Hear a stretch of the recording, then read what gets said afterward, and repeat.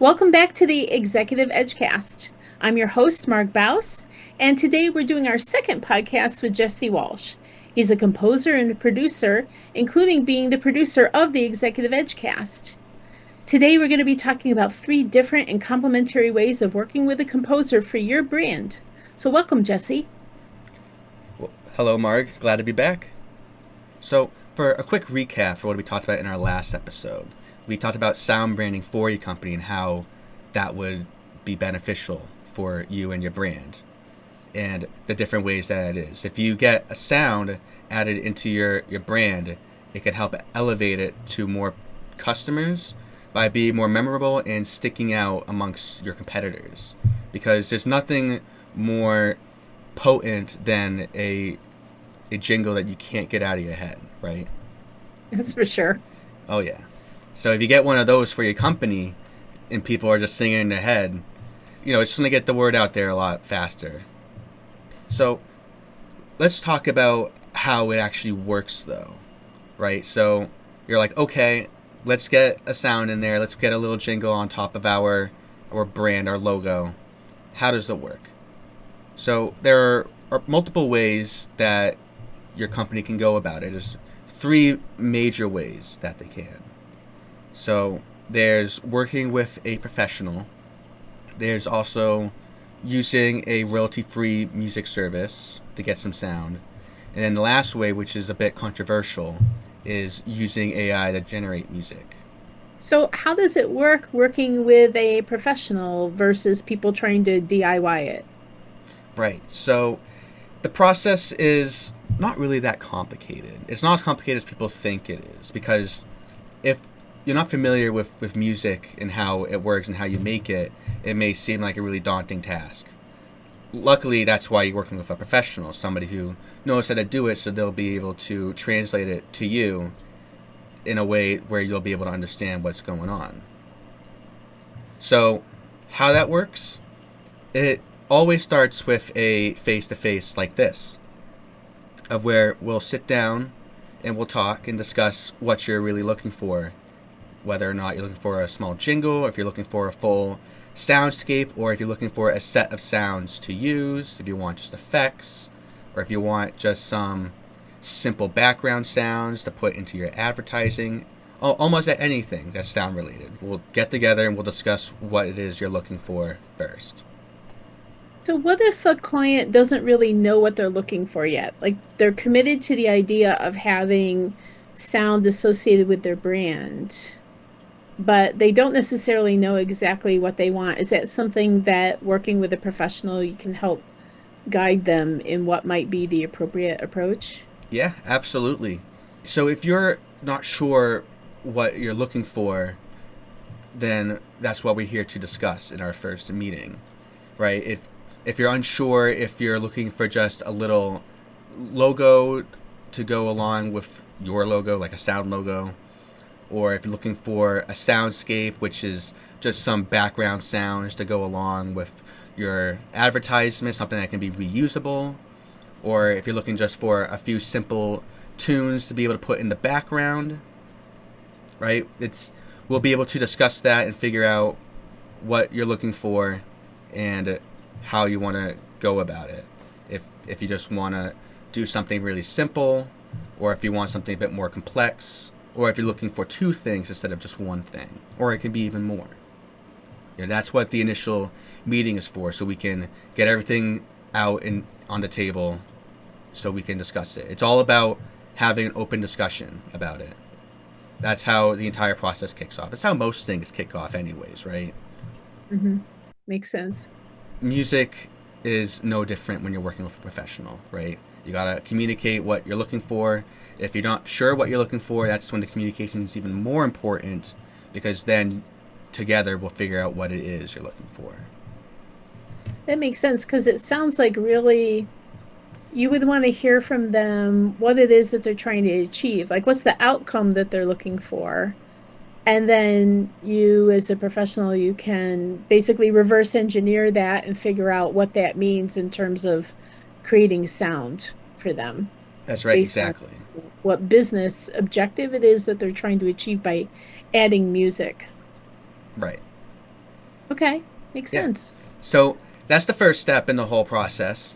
Once we figure out what it is you are looking for, then we can brainstorm a few ideas. I can run a few sounds or sound ideas by you about what direction you want to take it. If you're looking for something upbeat, if you want it to be more realistic sounding, like with real instruments, or if you're looking for something a bit synthesized. And then once we decide that, then I can get started on making a demo. And so, what's a demo? For people who don't know what a demo is, what's a demo? So a demo would be a really rough cut of an idea that I would throw together within a few days to then show you this to figure out if this is the right direction that we want to head in. Right? So I'll send it to you. It won't sound perfectly polished, but it doesn't need to at this point. The point is just to make sure we're on the right path. Okay. That makes sense. And then you get feedback and determine whether or not the client likes the direction that you're going in and if they have any feedback. Right. Exactly. Okay. So it's Okay. a good way to let you talk to me and figure out whether or not what I'm doing is what you were actually looking for.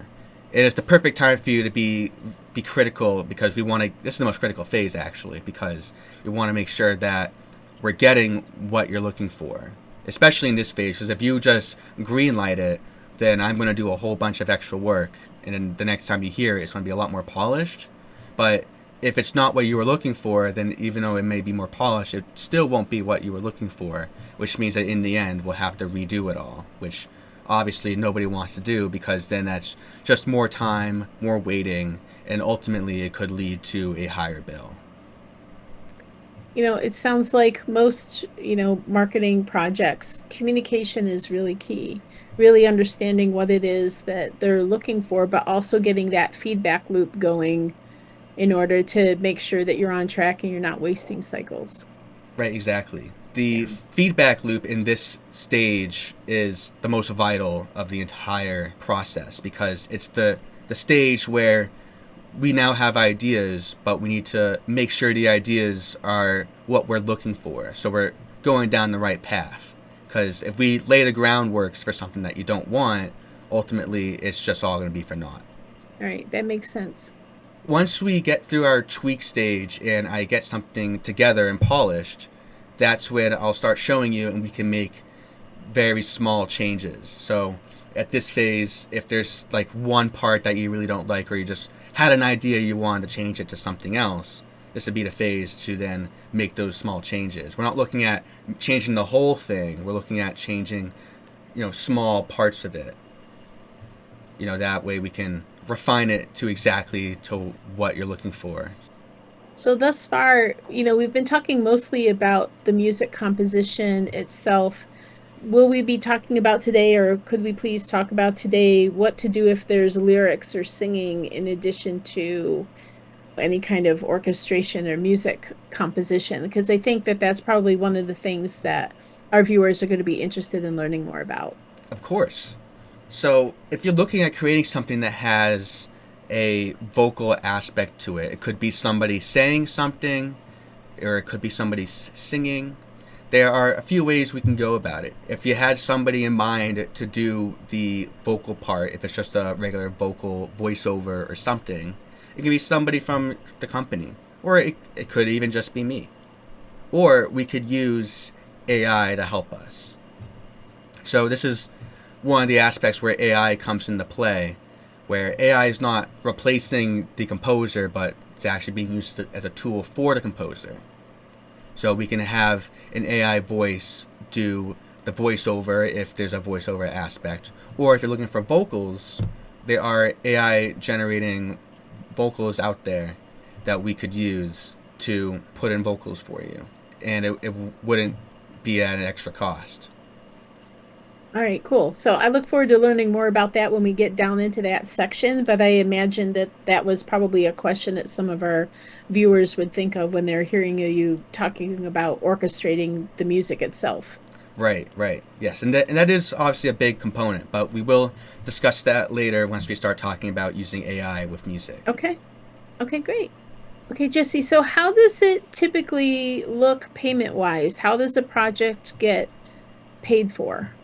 Right. So, how projects typically go payment wise is when we first meet, that will also be discussed about how we'll go about the payments. And it really depends about what we're looking for, right? If it's something small and not a sound logo or something, like if it's like a sound box, like of different small clips for you to use, it could be something that's like just billed hourly to get everything together, or it could just be just a single lump sum. If it's a bigger project, it'll probably be split into multiple payments of where there'll be a down payment and then a payment at the end. And if it's something that you'll be using over and over again, especially in advertising or whatnot, there's two ways that a lot of composers typically go about it: is licensing and there's royalties.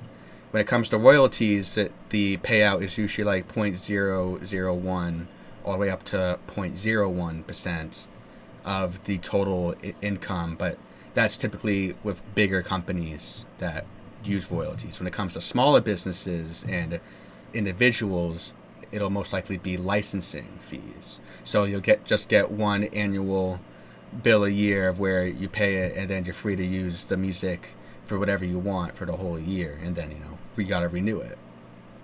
And that would just be a smaller amount, like maybe like a couple $100, depending on what it is and how you're using it.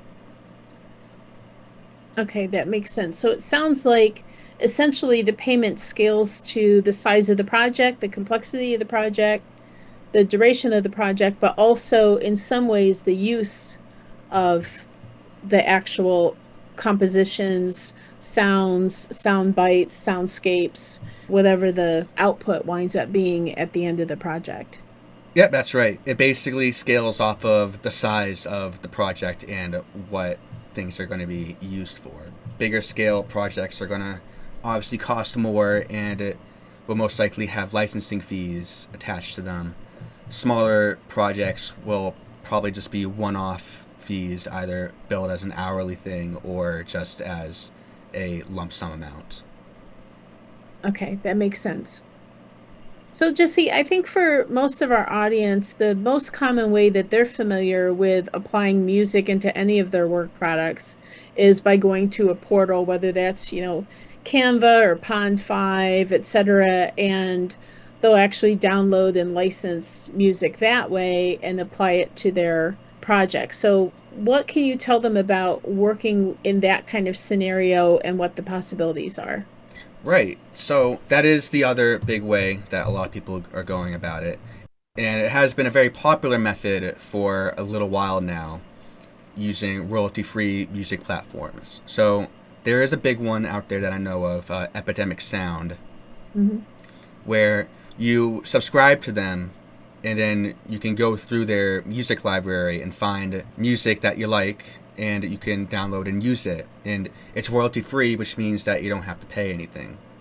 So, in my history of marketing, in using that kind of approach, I am aware of one instance where two competitors independently wound up choosing almost identical music. It was from the same composer, and it was kind of different elements of the same song that they were using in their soundscape. So, I imagine that one of the big issues is it's not your sound when you do that, which we touched on a little bit in the prior podcast. Yeah, so that's the big thing with royalty free music, is you can use it and it's cheaper than working with a professional, but the thing is it's not your sound, ultimately, is what it comes down to, because anybody else can go onto that website, download that music and use it for their product. Right? It's not exclusive to you, and you can't make any changes to it either. The best you'd be able to do is download it and try to clip out parts, but you'll never be able to say like, "Hey, I like this one part, but I want a different guitar or something, or I want to change up I want to add in like extra drums or something," right? Or you want to change how it sounds. You can do that when working with a professional, with like an actual person, but when it comes to royalty-free platforms, you get what you get. It's however it sounds. That's how it's going to sound. There's nothing you can change. There's nobody you can message and be like, "Hey, I like this, but I want this part removed or something." Like, no, Hmm. you're stuck with what you got. It's cheaper, but with it being cheaper, it you will get a sound that is not exclusive to you. You won't be able to formulate it at all. You won't be able to make it unique, and there is no guarantee that somebody else is already using that sound or will be using that sound. Yeah, in this case, it was really obvious because both of the soundtracks, again, they were just different segments of of a longer composition that they had each licensed. But it was very distinctive because there was a period of time where songs with claps were really popular. This is, maybe early 2000s or so, somewhere in and around there. And literally, the two competitors chose almost the identical music, and it was very distinctive because of the claps. Right. And there was no way for either one of them to pretend, that it was their music. It was so obvious that it was two competitors using the same soundscape. It was really embarrassing for them. Yeah. Thankfully, they both changed it, right? Like they both went and got something else, and thankfully, when they did, they didn't get the same thing again. So, so that's good. But that's a really good case study in, the fact that not only is it not your music, somebody else might be using it that you don't want to be confused with, a Yeah. competitor or not. It's just maybe somebody else's music. So, Yeah. It creates a really awkward situation, yeah. and it really makes it confusing for consumers out there, especially hearing be like, "Hey, isn't this the same song that XYZ used?" It just It's it embarrassing it, as a it is marketer. embarrassing. Yeah. Yeah, whoever the marketers were that chose that, there's no way that they didn't get ribbed about it. And they probably had to very, very, very quickly go and swap out the music. Right. Exactly. Which of course is something that you won't run into when you work with a specialist, with a professional, because Yeah. that music will be made just for you, and you'll be the only one with access to use it. If anybody else uses it, then you can do like a copyright claim on them. Okay. All right. Makes sense. So, leading into the last part that you can make music for your company is with AI. Now, that's the newest way to go about it. AI is relatively new still at the time of recording. And there's different platforms out there that do multiple things. You can get sound generated, you can get music generated, pictures and whatnot, images, videos, like that. There's all kinds of things that AI is doing right now. But the question is on the ethical side and also on the practical side. For AI in a practical way, having it generate the music, it's only slightly better than using royalty free music in this scenario, because while what you're getting is kind of unique, it's also not unique because it's going to sound similar to everything that it was trained on. And not only that, but the same limitations will apply to where some AI products are, getting more evolved and where you can change more. Ultimately, it's still prompting, and if you're not familiar with music, you're not really going to know what to say or do. And not only that, but when it regenerates parts, it's probably going to regenerate parts that you didn't want changed, especially if it's something that can only do full regenerations. So if you get a song generated by an AI and there's one part that you want changed, so you prompt it, instead of it just changing that part, it'll give you a whole new song generation, to which then will most likely sound different to what you originally had. So then you get stuck in a rabbit hole of prompting over and over again to hopefully get something similar to what you had before that you really liked, and then getting things that you want in there. Hmm. But as I said, you won't have the same level of power over it because you have to keep on regenerating it. It'll never sound the same as it did before, and it'll just be ultimately frustrating for you to have to get something regenerated over and over again, and it's just not hitting the target. It's just always Right, slightly off right. target. It'll just be too difficult to get it to hit the target, and even then, you're probably just gonna say, "Screw it, this is good enough," right?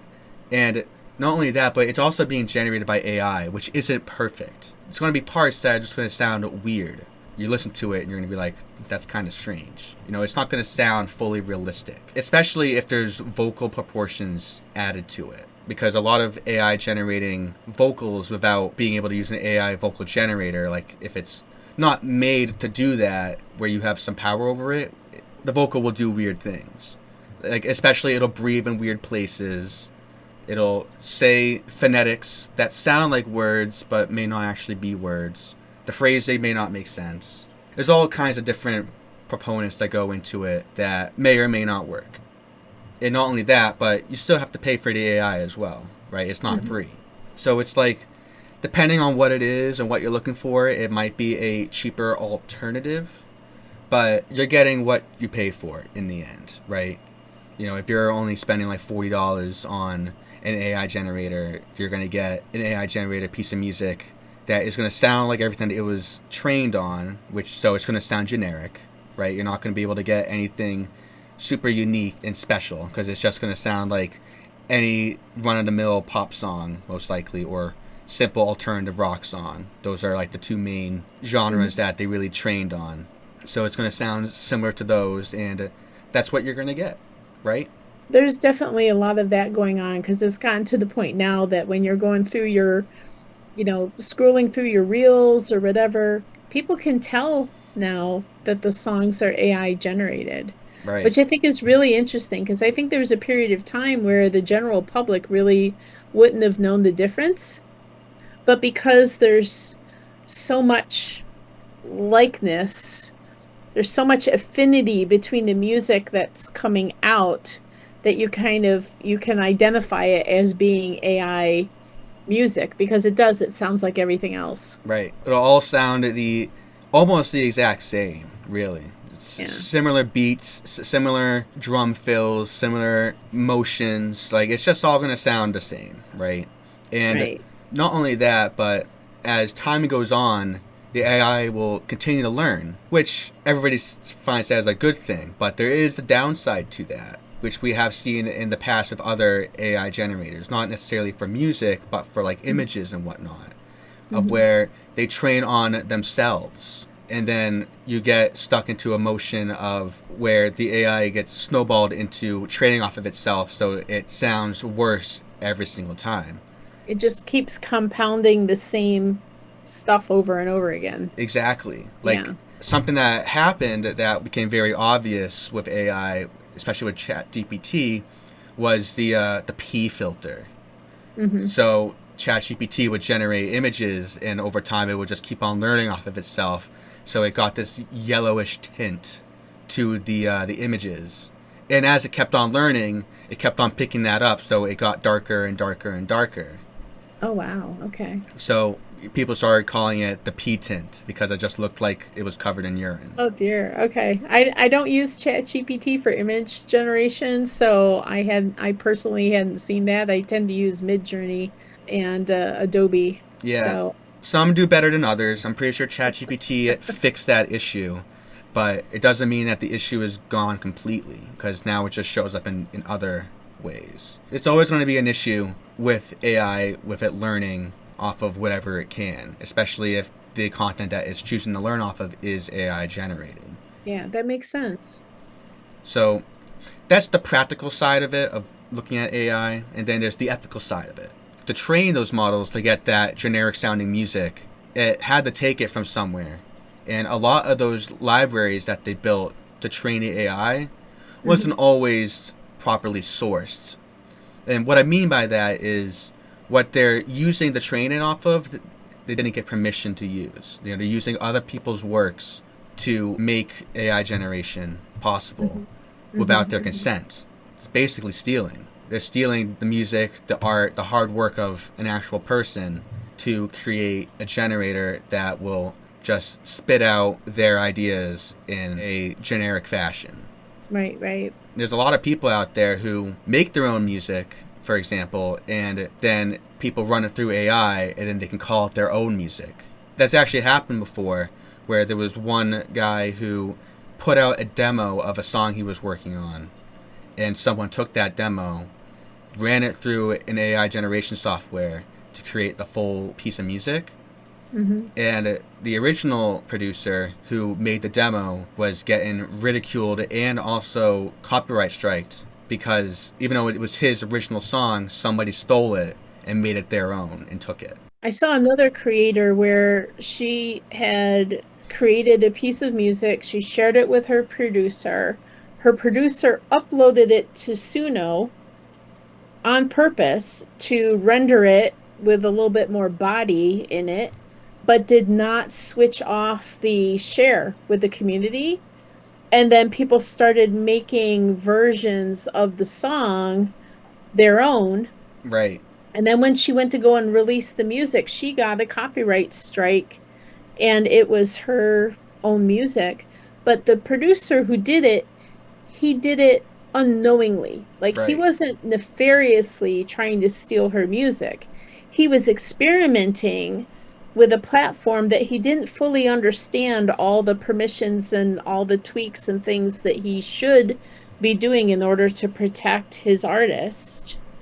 And instead, she wound up with some really big issues. And I think the takeaway for our audience in this context is you want to make sure that the soundscape that you have is yours and that it's solely yours and that you haven't put in place a mechanism that would make it easy for other people to steal it and to do other things with it. So, right, I think that's really the takeaway here.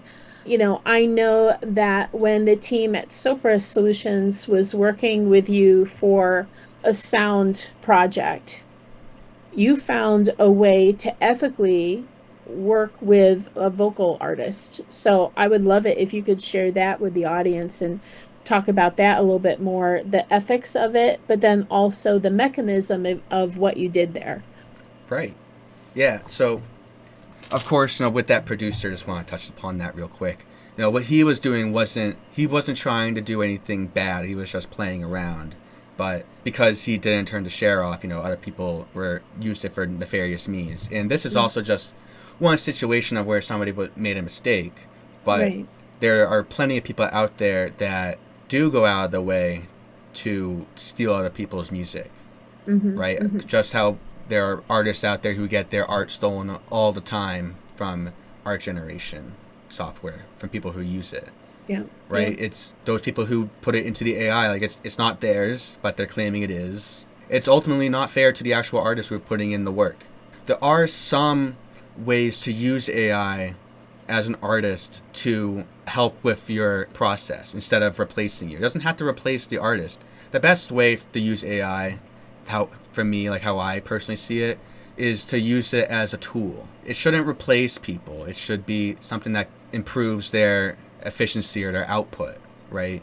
So yeah, I was working on a piece of music that had a vocal proponent to it, and I am not a vocalist. I can only kind of sing. I would not say I am professional at all whatsoever.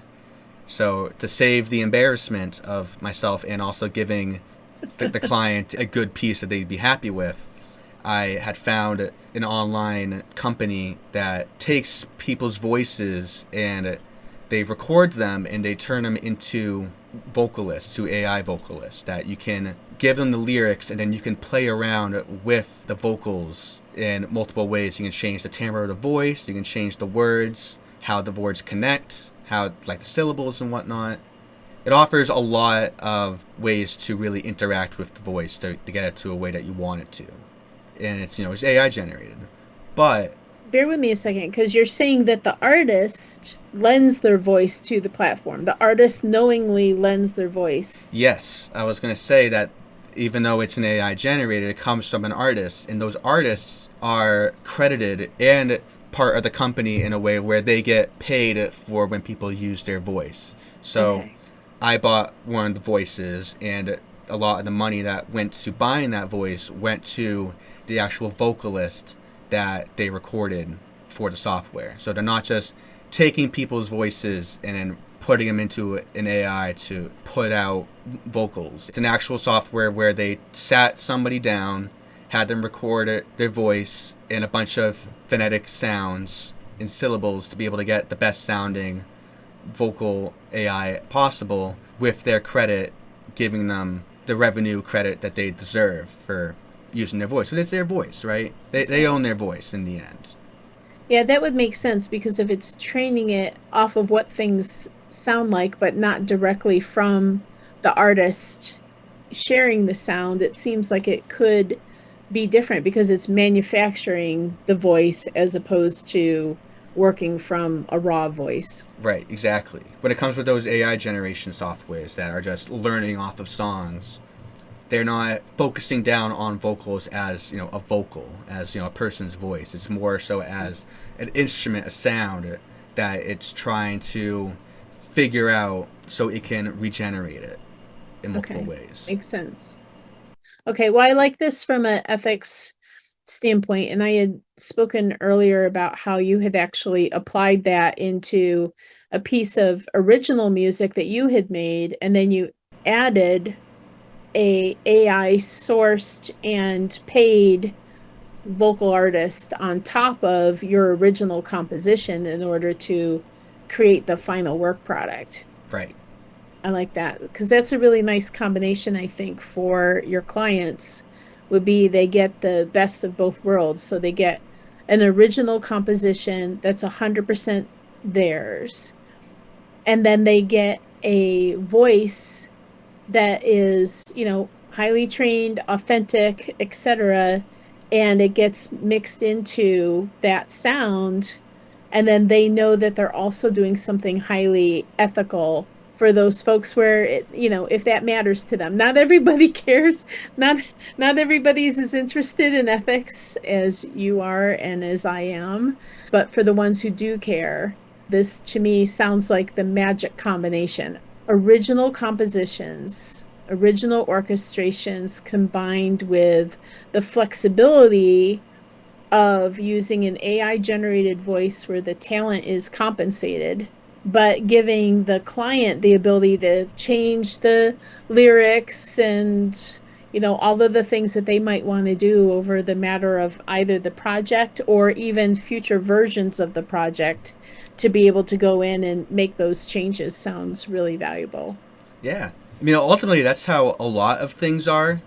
The best results usually come from the meeting of the two instead of going one or the other, right? Okay. And, especially in this day and age where time is of the essence for some people, so you can't take months trying to create a song or a sound and don't have the time to get people in there to make takes, and then that blows up the budget as well, having to get actual performers in there. So get the best of both worlds of an actual producer who uses AI to supplement their work instead of replace them, so they can get the product out faster and more efficiently. And not only that, but the AI is ethically sourced instead of it just being stolen. Yeah, I really like that. Yeah. The other question that I have for you, because, as a marketer, I have been procuring sound from musicians for a very long time. Probably my first one was in the late 1980s, the first time that I actually sourced original music. So a very long time ago. But back then, you were working with not just a composer, but also five to dozens of studio musicians, and, each of them needing to get paid, and the cost became quite cost prohibitive for a lot of companies. And so I know one of the other elements of your offering is you originate music, but you're using software to create the layered complexity with the different instruments and all of that. And I think people would like to understand a little bit more about what that looks like and why that's flexible for them as a client to get the right sound that they're looking for. Right. So in this day and age, we can use computer generated software. So there's these plugins and whatnot that have all the sounds in there. So I'm able, as one person, to be able to access them all and make a product by myself using all of it. And you can get a something that you may not even be able to tell if it was done on a computer or if it was an actual studio band. I like that. I like that idea because then it's maybe the best of both worlds, and there's a little bit of a shortcut there, and the shortcuts do save clients money Right. because it means part of that work gets done. Because I know for the audience for Executive Edgecast, it tends to be small and medium-sized businesses. And so they don't have deep pockets. Right. But at the same time, they're also competing with so many folks like them. And they need a way to stand out, and they need a way to stand out cost effectively. Right.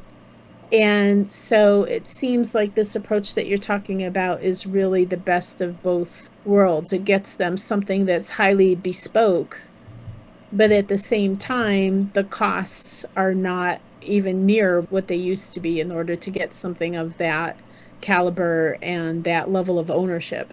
Right. Exactly. All right, I love it. So it would be great in the show notes if we could include some of the links to these tools and people can gain an appreciation for how complex they are and why they need to work with a professional. Yeah. And I was also thinking it would be nice, let's tag the vocal artist that you mentioned earlier today. Let's also tag her in the show notes and give her a shout out for being on that cutting edge of lending her voice to AI. But in so doing, she gets to be part of the process and part of the revenue stream associated with the work. Yeah. Absolutely. All right, Jesse. Well, thanks once again for being on an episode of Executive Edgecast with us. We really appreciate it. Let's just leave some final thoughts with how people can actually get in touch with you if they're interested in working with a world-class music composer and producer. What's the best way for them to take a next step if they're interested in learning more? If they're interested in learning more, they can find me on LinkedIn or they can shoot me an email. I'll put those in the description. All right, fantastic. Well, thank you so much, Jesse. Appreciate you. Appreciate the work that you do and the innovative approach that you're using for being both ethical and making sure that the value chain is there for every step of the process. Yeah, thanks for having me. It's always a pleasure.